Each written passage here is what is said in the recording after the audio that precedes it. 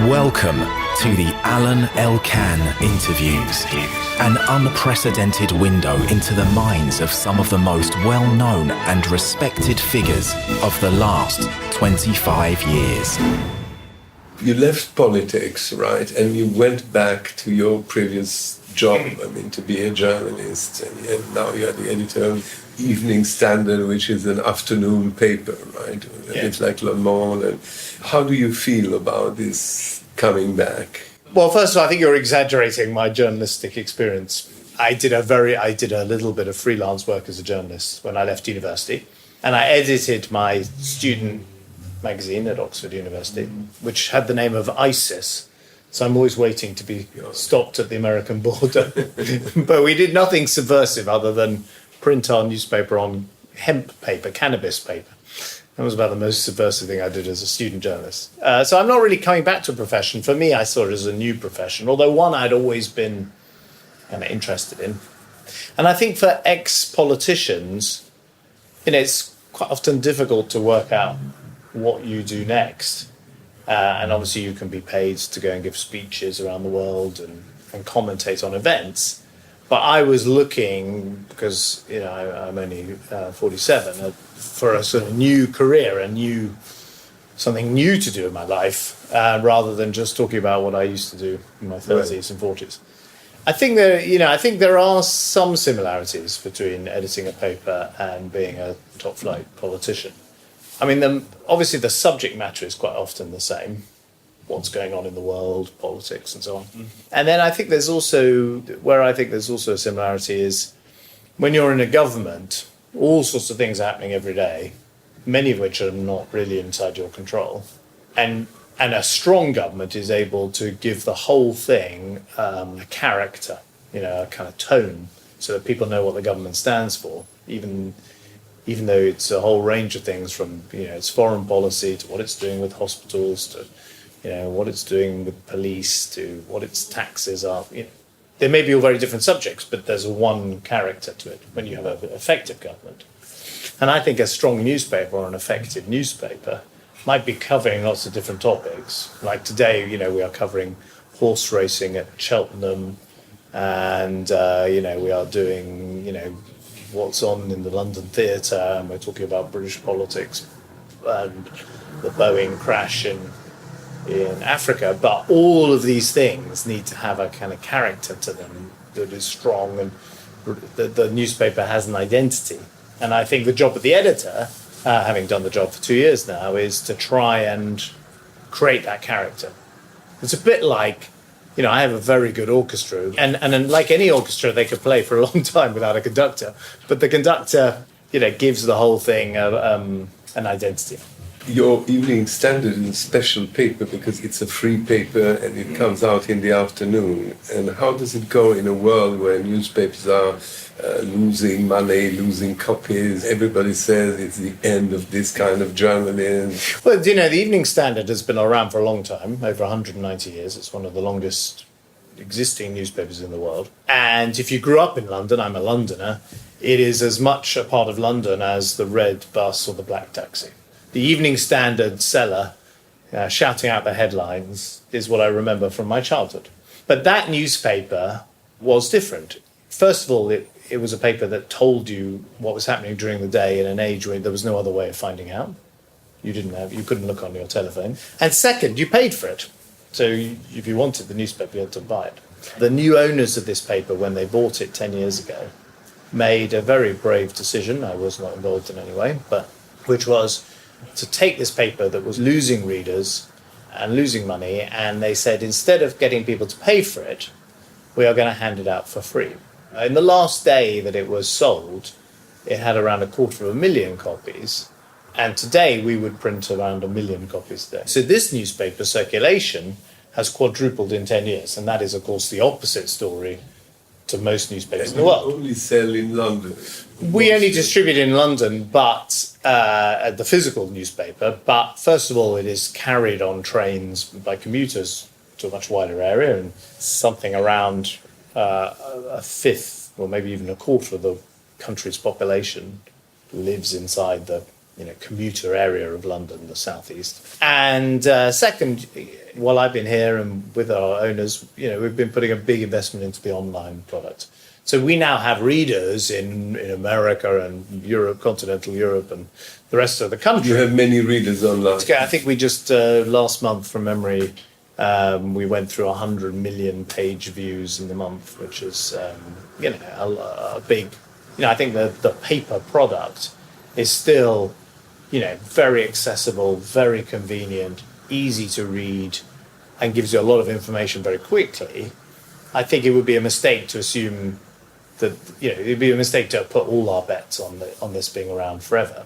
We have to also develop the online presence of the newspaper. You try to make it a quality paper. It's not the usual evening gossip. It's a bit of everything. Well, first of all, I aim for it to achieve two things. It's got to be entertaining. We have a mass readership. We are many, many more readers than the broadsheet newspapers in Britain. And I have a very diverse audience, because it's free, and this is the youngest newspaper readership in the country, average age in their 30s, of all sorts of different backgrounds, basically leaving work and reading our newspaper on the bus and the tube. So it's got to be entertaining. I also want it to be informative. And I wanted to have an opinion. And what I've done, it was a good product when I arrived, but what I've done is give the whole, tried to make the paper more influential, telling people what's going to happen next. And so you will notice things like, for example, amongst members of parliament, it's gone from being like the fifth or sixth most read newspaper to the number one read newspaper. Maybe that's not so surprising with my background, but, I want this paper to speak for its readers, to have influence, to shift the national conversation, and I'm unapologetic about that. And in a way, I come at it because I have such an unusual background. No one in Britain has ever followed my career path of, living in Downing Street and then going to edit a newspaper. We've had some people do it the other way, but never this way. I've been to Downing And Street. plus you have a financial background, so it means that the financial pages or whatever you say on the economy. Well, I have, I rely on good reporting. I don't write the newspaper, all myself. I have some very good journalists. I am not beholden to anyone. I'm not interested in going to Downing Street because I used to live there. I'm not interested in getting close to other politicians or whatever. I'm interested in, as the editor, saying it as I see it. But you reacted well, because you have been, I'm sorry to say, you've been a lot accused, more Cameron than yourself, about what's going on now, right? You probably didn't think at all that this would happen, right? Brexit, because Remainers, strong Remainers. Yes, I think, look, I absolutely share responsibility for being part of a government that proposed a referendum. The British public wanted one. They voted us in a general election, and we had that referendum, and I strongly wanted Britain to stay in the EU, and we lost. At the time, I kept secret the fact that I was personally against having a referendum, but in the private discussions we had with David Cameron, who's still a very good friend of mine, and others, I was outvoted, I was outnumbered. Most Conservatives wanted to have a referendum, and in the end, almost the whole of Parliament, of all parties, voted for it. So I absolutely sort of share the responsibility for that. And I'm trying, I guess, when I left politics, I didn't want to entirely walk away from the discussion in our country about what happens next, which is why going to edit a newspaper looked like a way of continuing to try and shape that conversation. And the paper's been a strong voice against a hard Brexit, for a more liberal approach on immigration, for a close relationship with France and Germany and our other neighbours. You think a Brexit will be an economical disaster for the UK? Well, I think Brexit is, very bad news for the UK, and bad for Europe too, bad for the European Union too. I mean, it's worse for the UK because we are tearing up our economic and security relations with our nearest neighbours and allies. But at the same time, the European Union is losing one of its biggest economies with a global view of the world, a global reach, if you like. And also, a voice for economic reform and an Atlantic view. So, I'm afraid everyone's a loser. To my mind, there is no upside to Brexit at all. There's no positive angle to Brexit. It's all downside. The question is, can you reduce that downside? Can you mitigate the damage? Which is one of the reasons why I felt right from the beginning, the day after the vote, that we should be aiming to remain in the single market, in the customs union, in other words, in the economic aspects of the EU, and the aspects that actually British Conservative governments in particular helped to build.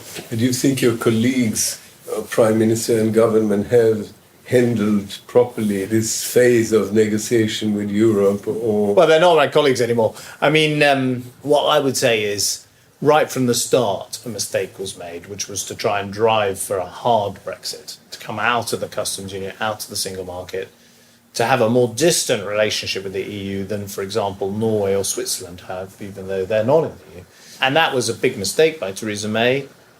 She didn't have to do it, but that was her policy, and she's been unable to deliver the policy she pursued at the time of doing this interview. Who knows what's she seems very rigid and stubborn, no? In her, I think people can come to their own conclusions about her leadership, and she held an election where she lost the majority that David Cameron and I and others worked hard to create. But I'm not a Conservative MP anymore, so my former Conservative colleagues have to make their own decision about when she should be replaced. The one thing they've all decided is she will be replaced. It's just a matter of when. but if you were a politician, you would stand with those people who came out of Labour and some who came out of the Conservative Party to create a new independent group. I was a Conservative MP for many years, a Conservative Chancellor of the Exchequer. I'm a Conservative. And I think in the Conservative Party, it's still up for grabs, its future. Now, if you're a Labour MP, it's much more difficult because, and I have many friends who were Labour MPs, and their problem is the hard left has taken over the Labour Party. It's really difficult to see how the moderates or the Social Democrats take back control. In the Conservative Party, it's different because there will be a leadership change. And in many ways, my friend William Hague, who was the Foreign Secretary when I was Chancellor, said to me that the Conservative Party is a monarchy tempered by regicide. And the result of that means that we can still change the direction of the Conservative Party. And I think if I was still in Parliament, I would be fighting for inside the Conservative Party, for the Conservative Party to be again modern, compassionate, metropolitan, socially liberal, international. These are the things that the Conservative Party needs to be if it's a success. These are the things that we did when I was in office that helped the Conservative Party win in parts of the country where it had not previously, not been so successul. That's what I think it should be. That's the winning formula. It's also the right thing for the country. But would you vote for the Brexit that it proposed? No, the newspaper is pretty clear. Obviously, this is a fast-changing situation, literally today, and we don't know what the vote tonight is going to be. But are you for a new referendum? The way I would think about it is, first task, see if you can deliver a very close relationship to the EU outside the EU, like what's called Norway Plus, in other words, in the economic decision-making of the EU. And then that's not so dissimilar from the membership that Britain had inside the EU. And if that fails, which it might well, then I think you have to look at a second referendum. But I think you have to show the country that you've tried to implement the result, that you've also tried to implement it fairly. I think one of the mistakes was, although only 50, the vote was narrow, the margin of victory was small, the country voted 52-48 to leave, but the Brexit people have tried to deliver 100%, 0% result, whereas a more sensible thing would have been to approach this with, staying in areas of the EU that work for us and maybe not being parts that didn't. But that vote is maybe the first sign, the Brexit, which you probably were unprepared, that then had Trump in America, the Gilets jaunes in France, the Italian Salvini, and all these populistic regimes or tentative, right? It is something coming from ignorant people who just want to say we are unhappy, we want to change, as much as they do with Macron, they do in Italy, probably the same feeling, no? I know lots of people, including some members of my family, who voted for Brexit. I wouldn't say, I think it's a mistake to say they're ignorant or they don't know what they're voting for. I just think they're wrong. I mean, I sort of respect their view, but I don't agree with it. It's the way I think of it. I think, if you were a historian, I studied history at university, if you were looking back at this period, you would see a lot of similarities between Brexit, Trump, Salvini, the Gilets jaunes, and so on. And I think you would find it quite easy to explain why. We had an enormous financial shock 10 years ago. In all other periods of history, that has created a big impact in our political system and society.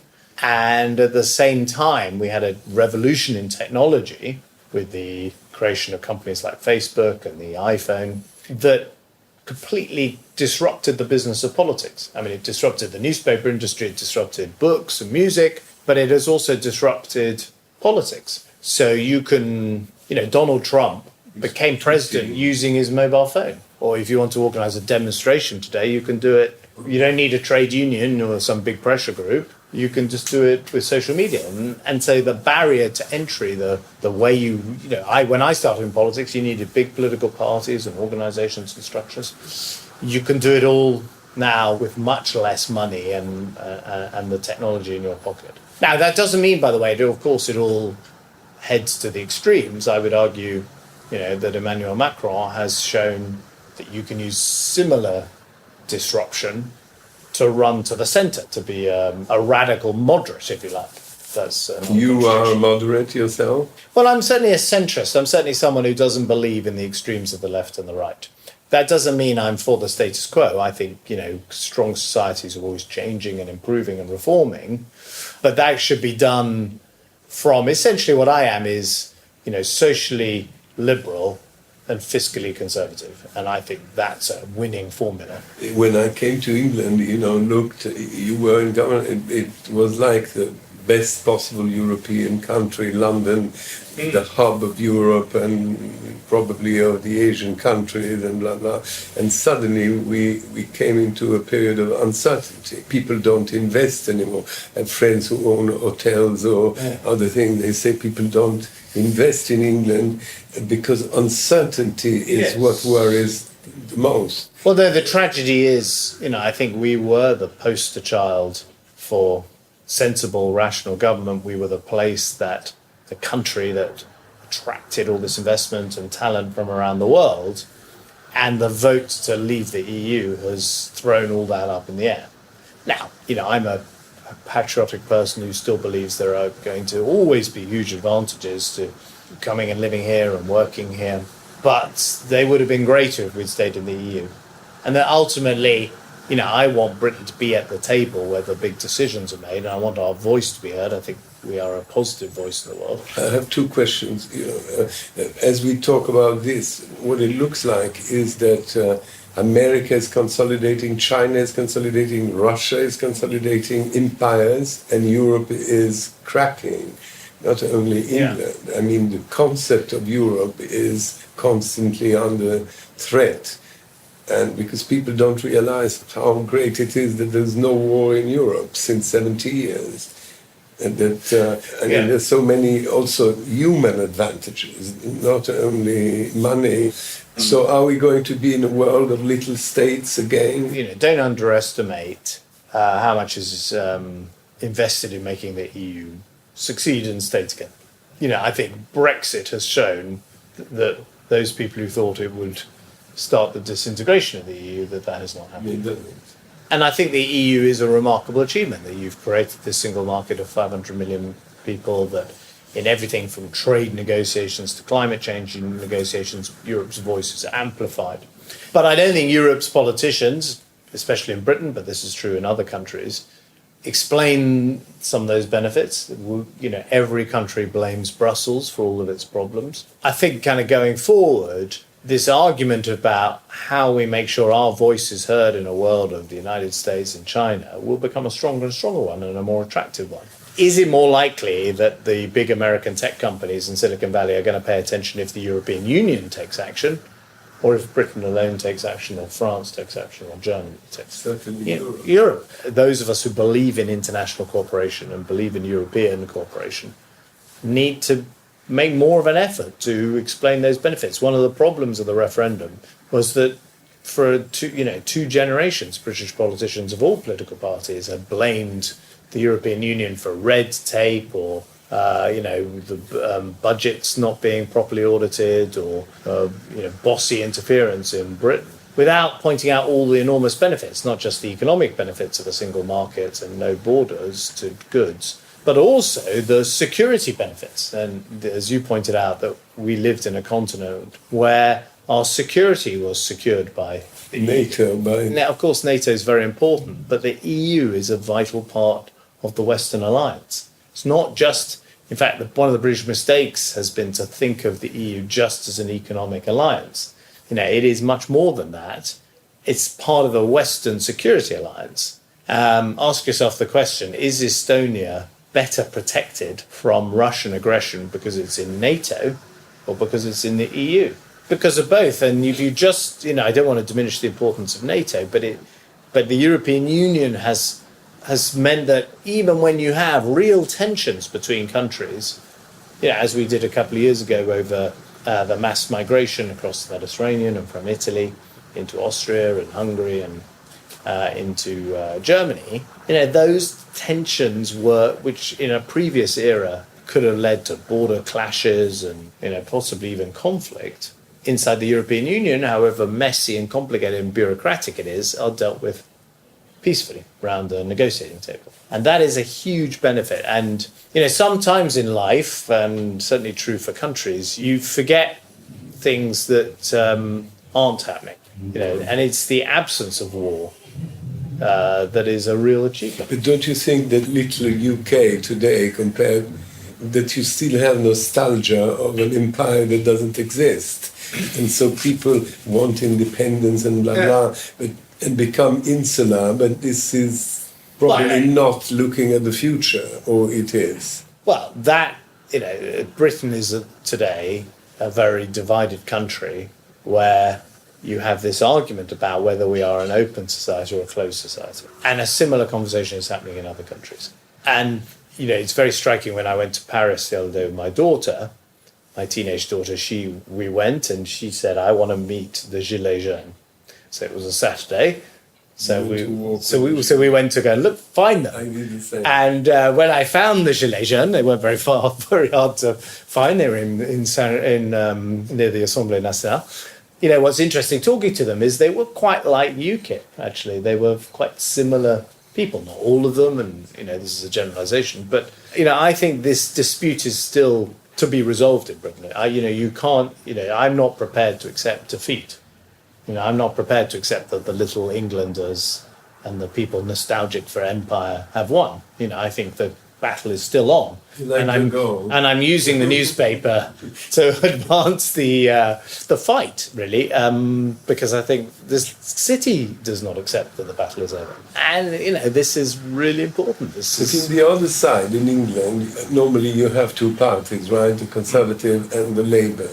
And as you said, the Labour, as much as in America, the Democrats are drifting left. But they have an incredible leader. I mean, how come a party where there was a large majority of the Jewish community was involved in the Labour Party? I mean, they liked the Labour Party and they supported the Labour Party. And they have a leader who's a notorious anti-Semite, and they keep on having him. I mean, it's a tragedy. It's a tragedy for the Labour movement, which, I was not a Labour MP, but I spent, my whole political career against a set of essentially socially democratic Labour politicians who wanted slightly more public spending and slightly more higher taxes.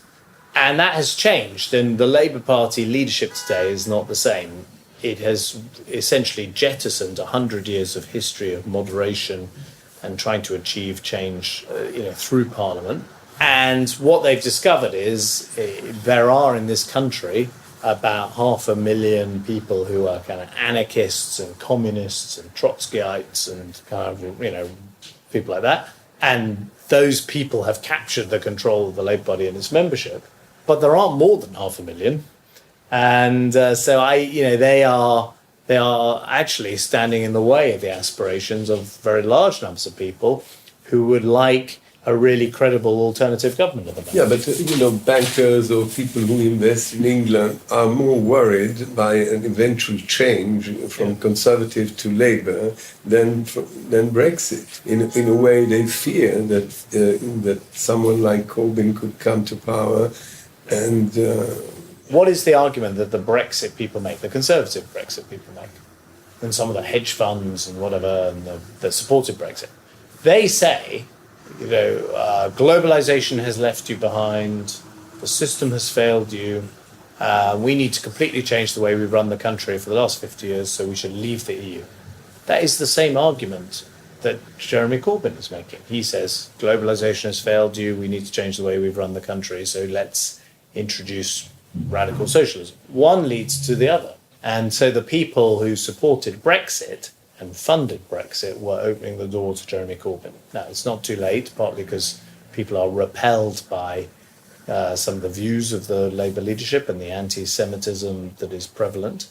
But the Conservative Party needs to change quite dramatically, in my view, to avoid defeat. And it needs to re-engage with modern Britain rather than, hankering after the past or pandering to the far right. Don't you think that the Churchill lesson is, the fact that he won the war and they voted for the other one, that when people are fed up, they vote anything else? Because this is democracy, right? But I think, this, I want that. I was part of two successful election campaigns. One, we were the change and we were the new thing. And then the second election, we were the old, the establishment, but we persuaded people this was not a time to change. So, most elections kind of come down to time for a change versus stick with the devil, That's the kind of normal way you can characterize a Western election. And are you afraid that a person like Boris Johnson, who has been betraying somehow, you were a group of friends, and he, for his vanity or whatever, and even thinking he would lose, he campaigned for Brexit. But if he became the head of your party, it would be a major danger. I quite regularly see Boris and have text exchanges with him. And, I worked really well with him when he was the mayor of London and worked very hard to get him elected. I don't agree with him on Brexit, but he knows that. But actually some of his instincts on things like immigration, or at least used to be, quite liberal.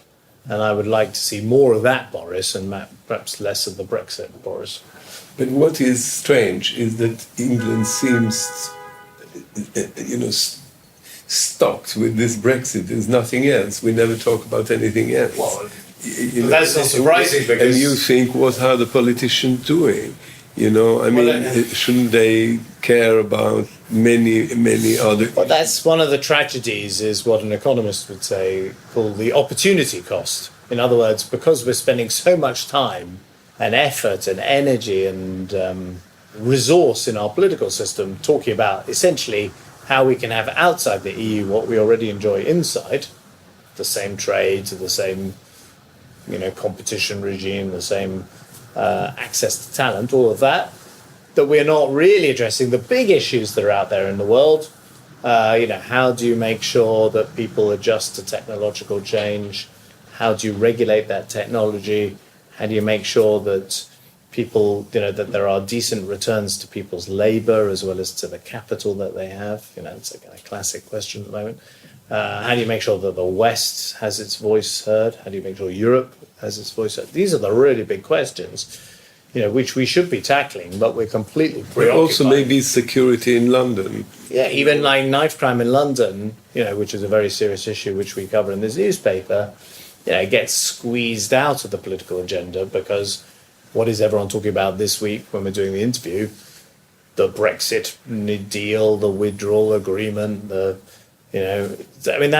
is consuming all the energy of the country. All over the world, England, Brexit. That's the word, right? It's like as if there were nothing else.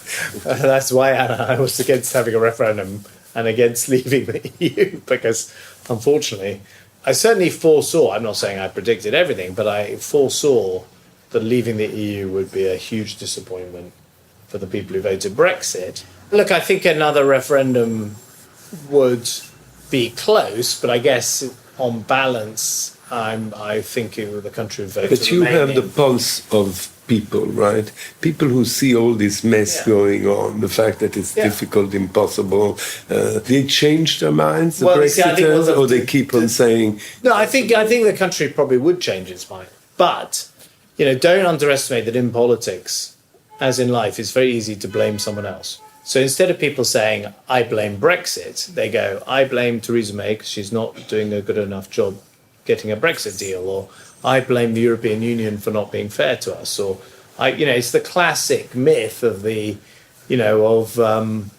sort of what they used to call after the stab in the back after the First World War. yeah, but now young people are 18, they can vote, and the young people don't want Brexit.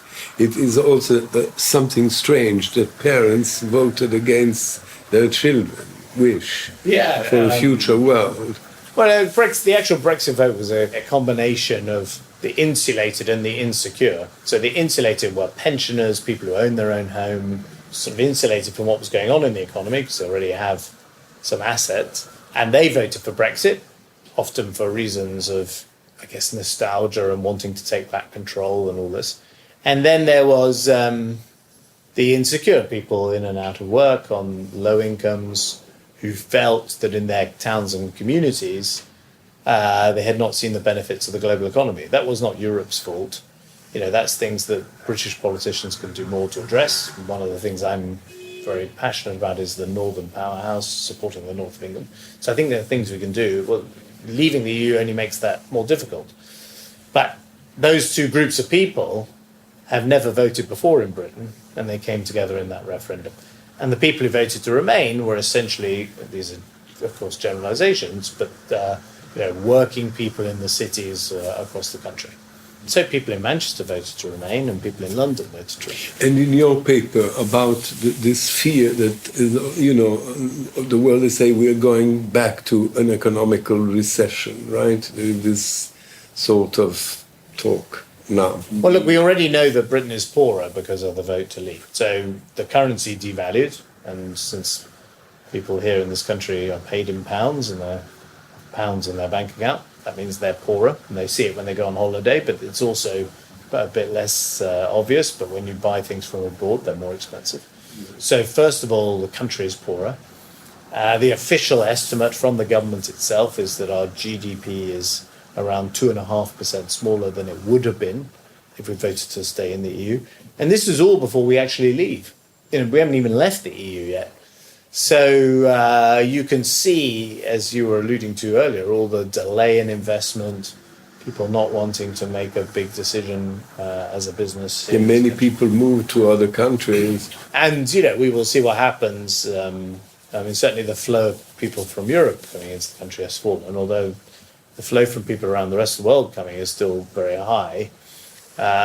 So even the kind of promise the Brexit people made on immigration is not going to be delivered. But do you think there will be a global recession? Looking at China, America, what's going on. Well, I think we're now in we're in the 10th year of this expansion, this economic growth. And that's a very long time. And the law of economics is you cannot abolish the economic cycle. So you would expect a downturn. Whether it happens immediately, I guess I'm not so sure about that, because in many ways the crash was very deep because it was a financial crisis. But one of the histories of financial crises is not only is the crash very deep, but the recovery is very long.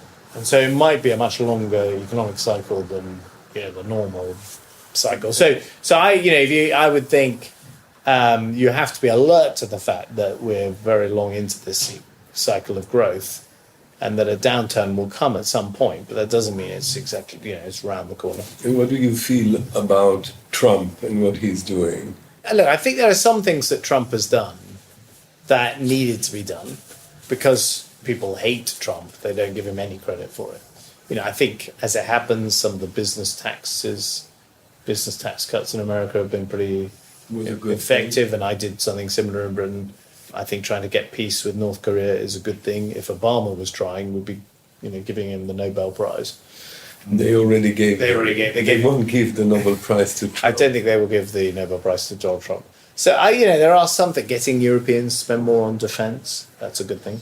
There are some things Trump does that are good, but unfortunately, there are many things he does that are bad. And I think the fundamental problem, particularly from a European perspective, is that he's not a reliable ally. You don't know what he's going to say. You don't know how he's going to react. He quite often attacks his allies or tries to erect trade barriers with his allies.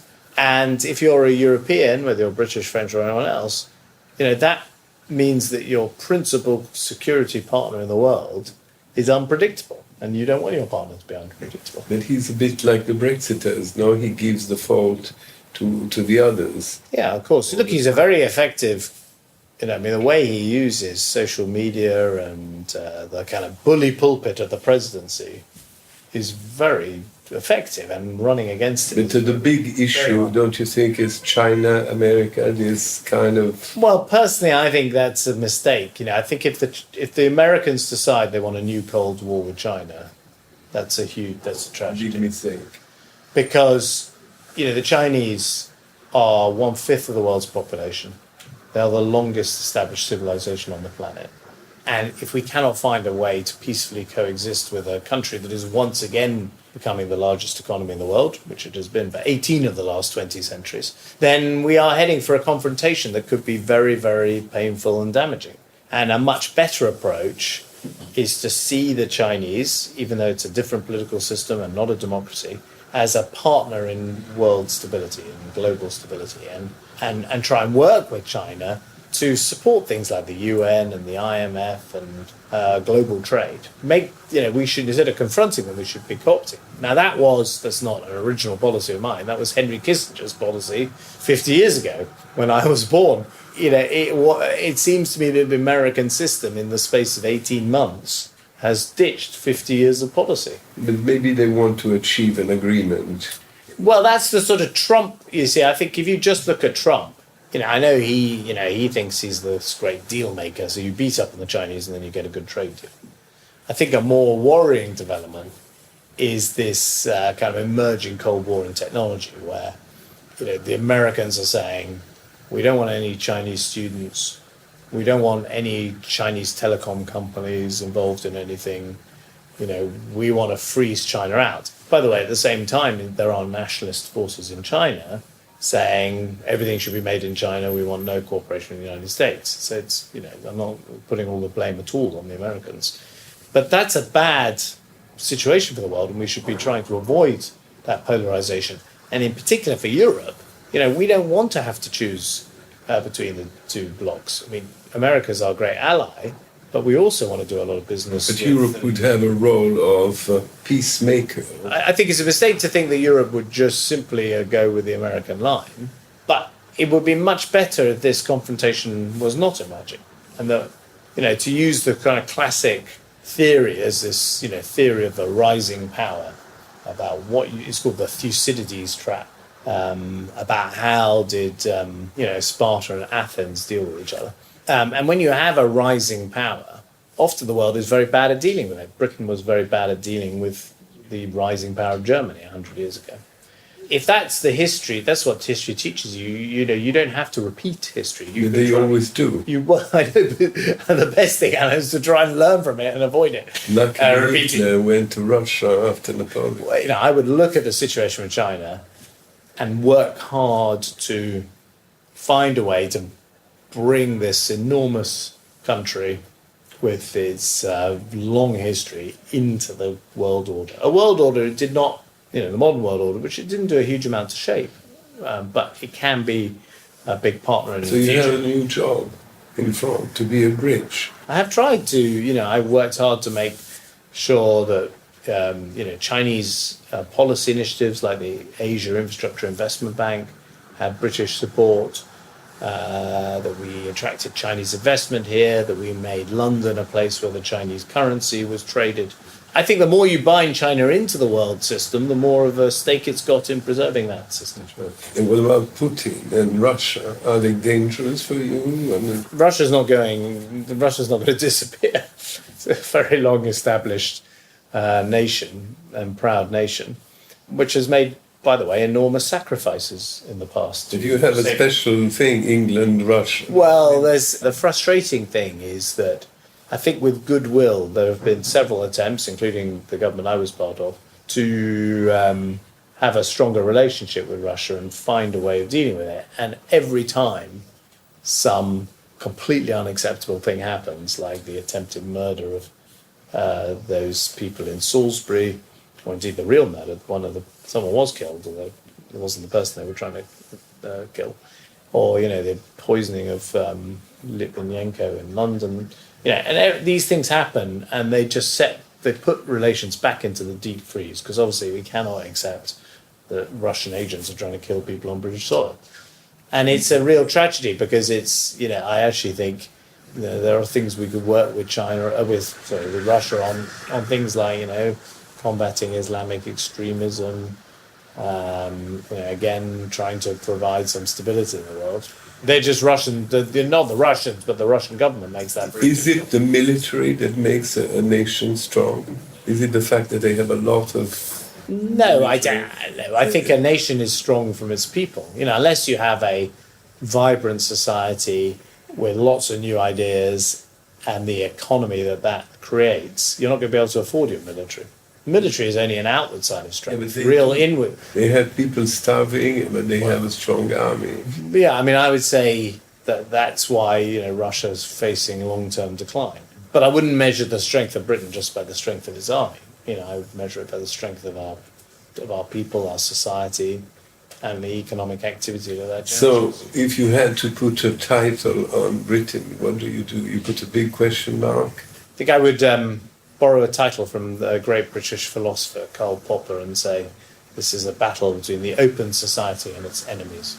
And you feel that democracy is still strong and well represented in this country? Yeah, I think the one thing we're pretty good at is having a lively democratic debate, which is what's happening today. It doesn't look that somewhere else democracy is very popular, right?